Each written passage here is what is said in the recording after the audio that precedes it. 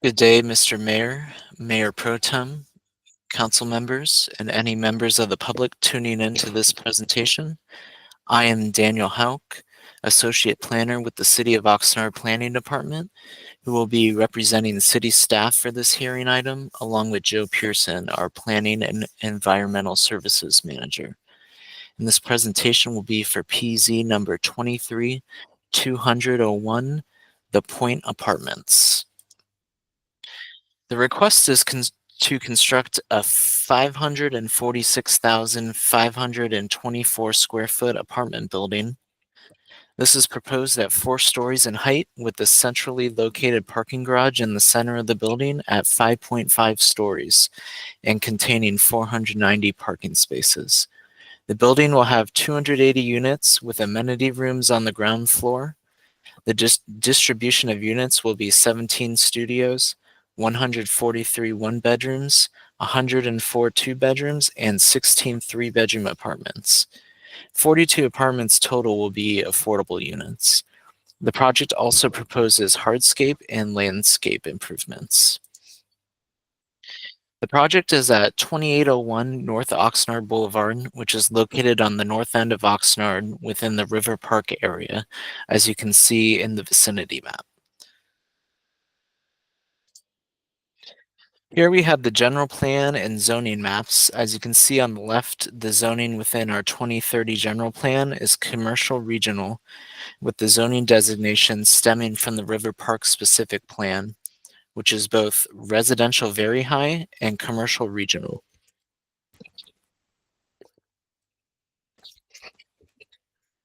Expanding into the surrounding zoning and land uses, it is generally uniform as all directions are commercial regional through our specific plan, with each direction varying slightly in terms of what commercial is the focal point in the specific plan. For what is actually developed, we have residential to the north with commercial uses surrounding the other 3 sides of the property. The River Park specific plan was adopted in 2002, allowing a vast mix of residential and commercial uses north of 101.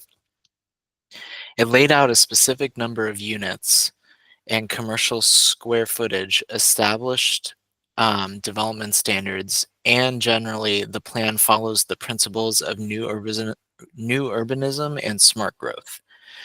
There have been 7 amendments to the specific plan since its adoption, with the 7th one allowing additional residential units. However, this was at the expense of a decrease in commercial square footage. One of the districts within the specific plan that received more units and less commercial square footage was District C, which contains the project parcel. The units expanded by 280 units, which is now being fulfilled by this project. Additionally, there have been 15 addendums to the River Park specific plan environmental impact report, with addendum 15 studying the changes made in the 7th amendment. In terms of this apartment project, it was submitted on May 18th, 2023, following the 2022 approval of the specific plan amendment and the 15th addendum that allows this project to happen. This apartment project was initially approved by the Community Development Director in December of 2024. A comment letter by the appellant was not received for the director's hearing. The planning department received our first letter from them after its approval. Shortly after, they filed an appeal of the project. The Planning Commission on February 6th again approved the project by denying the appeal, which challenged the CEQA determination. The appellant once again chose to appeal the project to City Council on February 20th.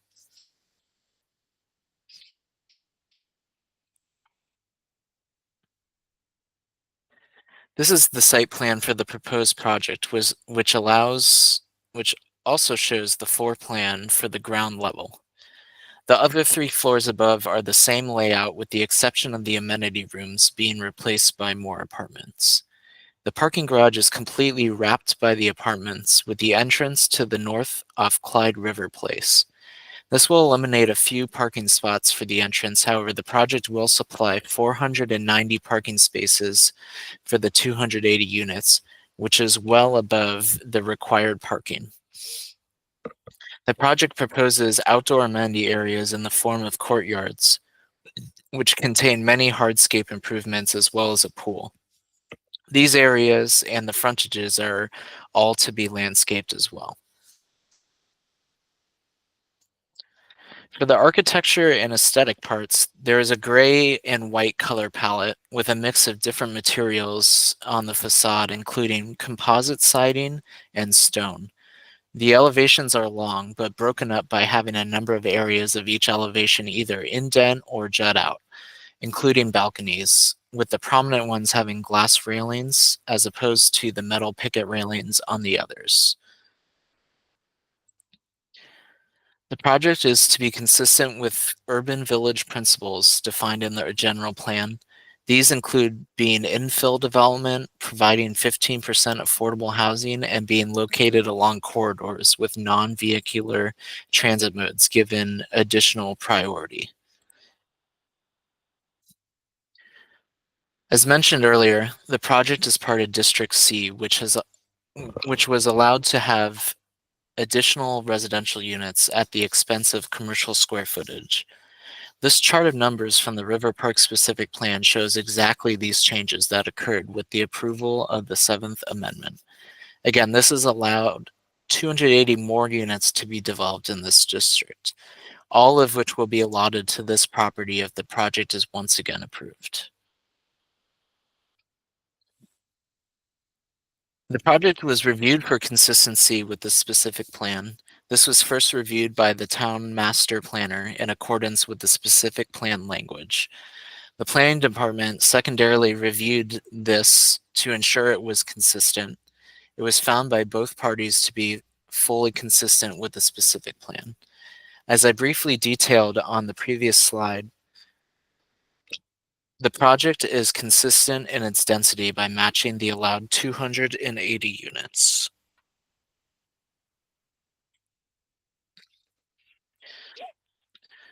The original specific plan was reviewed through an environmental impact report, EIR number 00-03.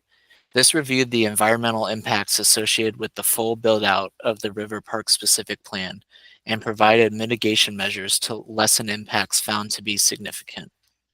These four areas that were significant were earth resources / mineral resources, water quality, agricultural resources, and cultural / historical resources. Again, there have been 15 addendums to the EIR.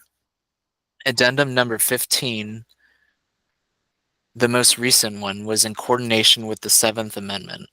In this process, the project parcel was evaluated for 280 units.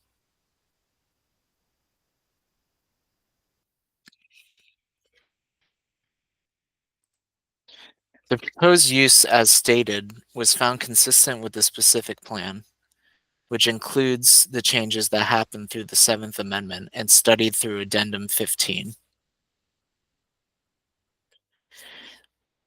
which allowed these additional 280 units. Because these 280 units were evaluated during that specific plan amendment, the following project for the 280 units is already covered and can be exempt under Section 15-183.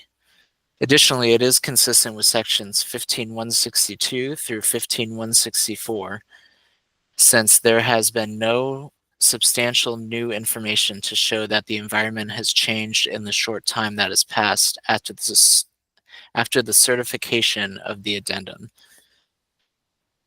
There was also no significant changes to the River Park project, which also would coordinate with criteria under Section 15-162.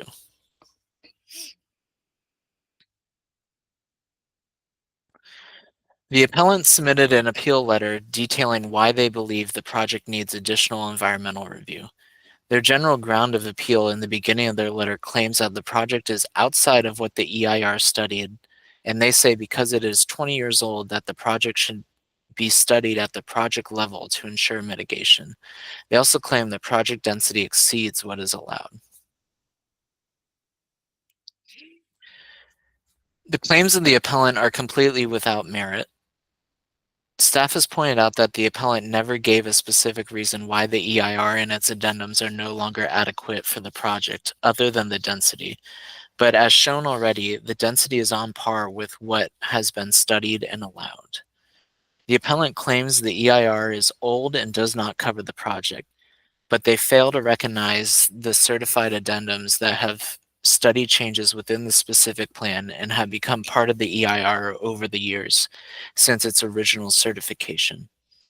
The appellant had the opportunity to challenge the addendum, which covers this project, during the public challenging period before the addendum was certified in 2022.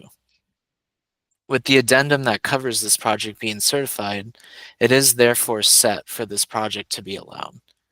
They have not brought forth any evidence that shows the environment has substantially changed since its certification in 2022. This property is still surrounded by development and is the same routinely mowed and maintained vacant lot it was at the time.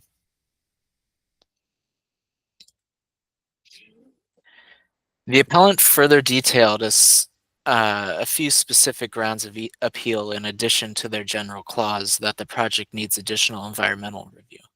The first one claims that section 15162 and 15183 do not apply as the project is outside the scope of the EIR. The claims of the appellant, once again, are completely without merit. Staff has pointed out that the listed CEQA sections do not cover the project for a multitude of reasons. That the CEQA sections do cover the project for a multitude of reasons.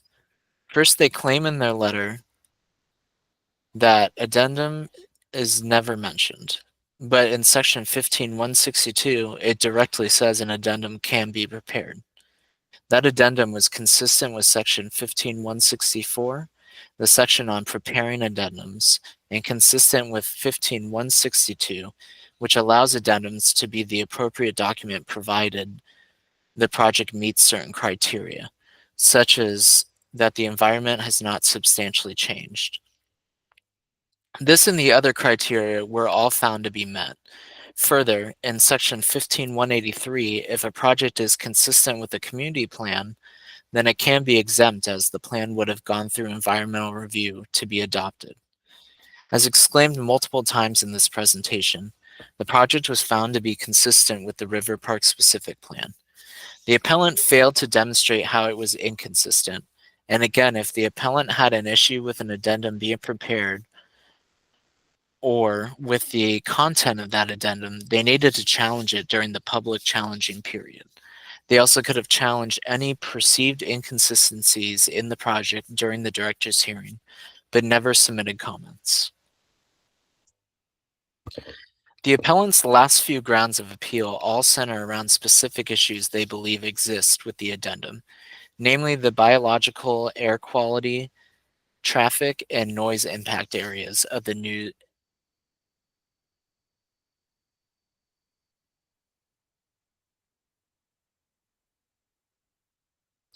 CEQA review.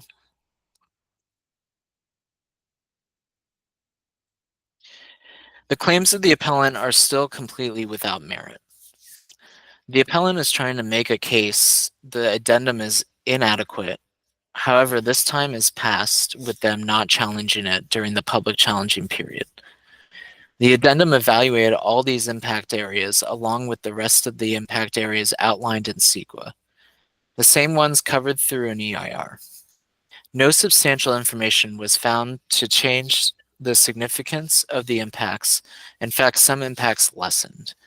The certified addendum and the approved specific plan amendment have now set in stone the ability for this project to be developed, if consistent with the specific plan.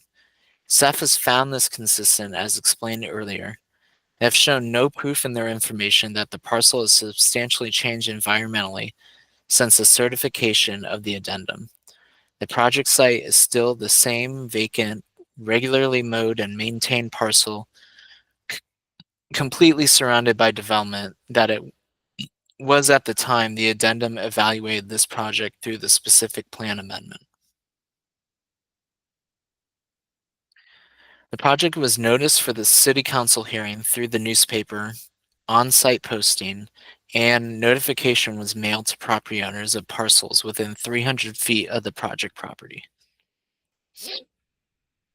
With the appellant filing no substantially true claims, and therefore bringing forth an appeal case that is completely without merit, staff is recommending that City Council do the following. Find the project to be consistent with final Environmental Impact Report FEIR number 00-03 and subsequent addendums prepared for the River Park specific plan, and therefore exempt from further environmental review pursuant to sections 15162 through 15164 and 15183 of the CEQA guidelines, and adopt a resolution denying the appeal and upholding the Planning Commission's decision to uphold the Community Development Director's approval of Planning and Zoning Permit number 23-200-01, Development Design Review Permit, subject to certain findings and conditions. That concludes my presentation. Thank you for tuning in. You can find more details and further analysis in the staff report packet posted on the city's website.